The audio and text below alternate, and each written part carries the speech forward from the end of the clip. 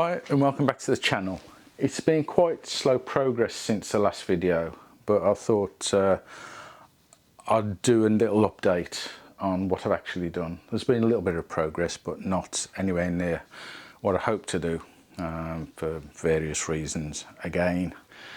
But I'll show you what I've done, and then I want to show you the next stage of the repair, and I'd like a little bit of input and advice of any of you fabricators out there as to whether I'm tackling this in the right way or not. It just seems a logical step to me for someone who's not practiced in the art of metal shaping, shall we say.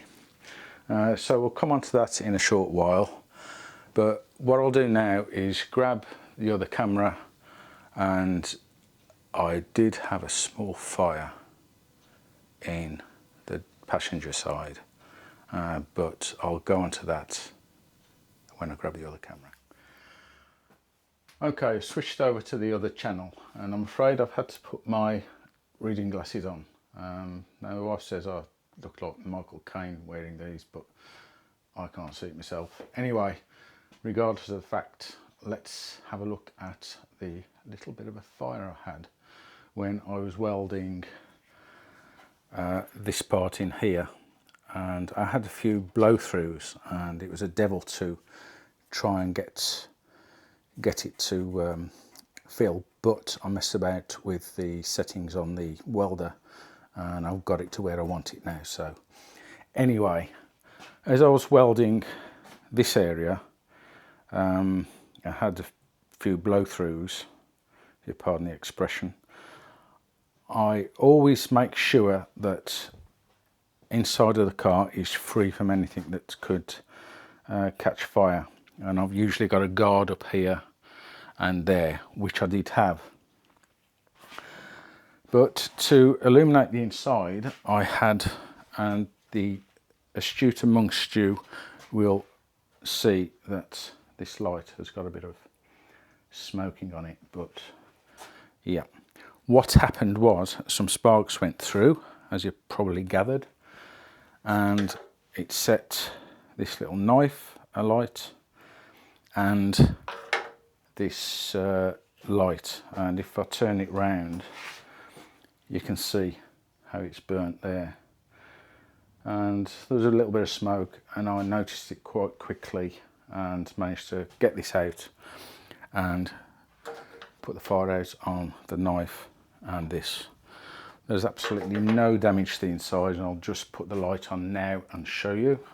Now I know we're getting away from the welding jobs, and which is a more interesting thing, but the light was about here, facing down, and the knife was, I don't know, somewhere like that, and I'd got the guards in place, and I stopped welding, and I just noticed some smoke, and then I saw a bit of flame, and I rushed around quickly and just got the light out and the knife, and all was well.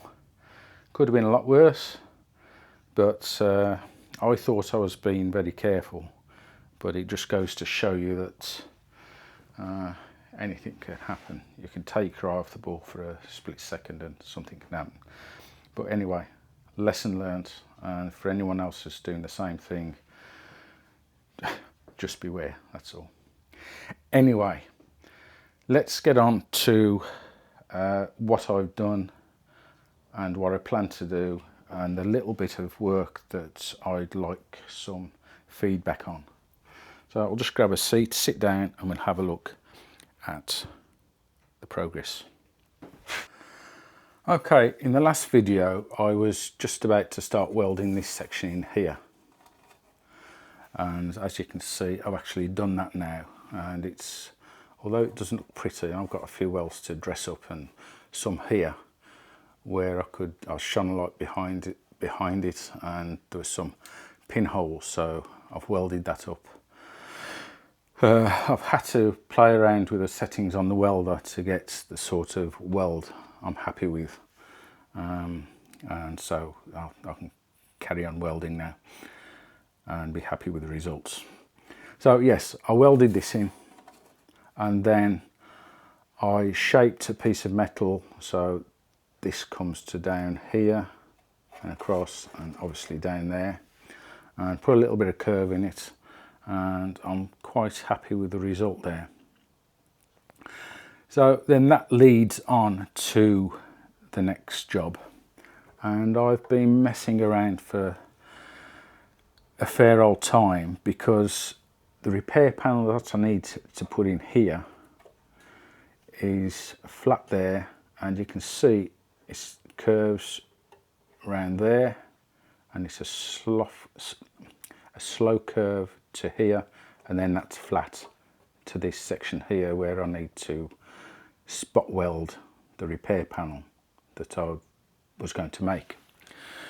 Now I've tried a couple of times and I'm reluctant to show you the results, but this is one of them, and I just could not get it to bend to the right shape, because you've got to curve and then you've got to slope it down and curve again to meet this.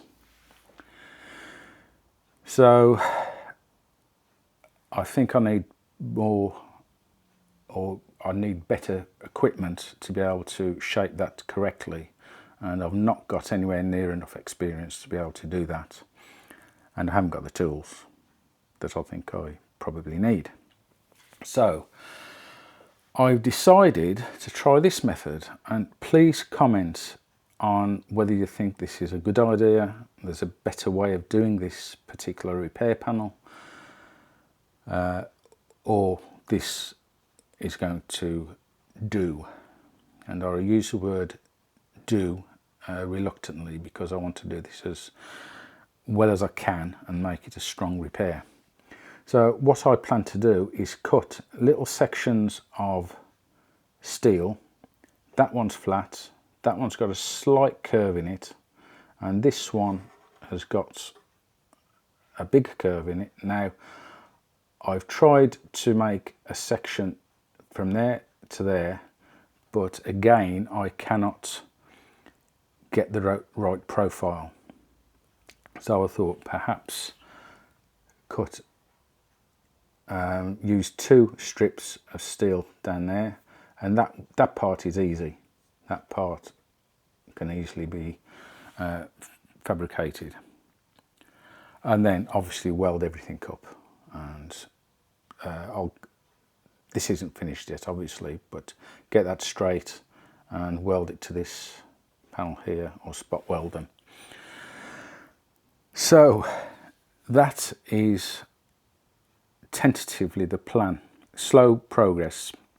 I'm really eager to get on with this now, as I've said in previous videos, but things always seem to get in the way, and it's been absolutely roasting in here. And I bought something which has helped, but it's only recirculating the air, and while you are cool if you're sitting in front of it, you can't do any welding because of the flow of air knocking the gas about, but it's quite powerful. And if I just switch it on, as you can see, it's a fair old gale there, but I do recommend this, certainly. If I switch it off, I do recommend one of those if you're in the market for one in this hot weather, and then I'll be swapping it for a heater during the winter. Well, that's about it for this video. There'll be lots more to come, as you can see on this car, and as I've said countless times in the past, I'm hoping to get more time to do it. But one of the next videos I'm going to be doing is on the Range Rover Sport, and I bought a service kit and some nice oil, and I've gone with liquid moly. So if you're interested in a slightly different type of Rover, then keep your eyes open for that. And again, there's lots of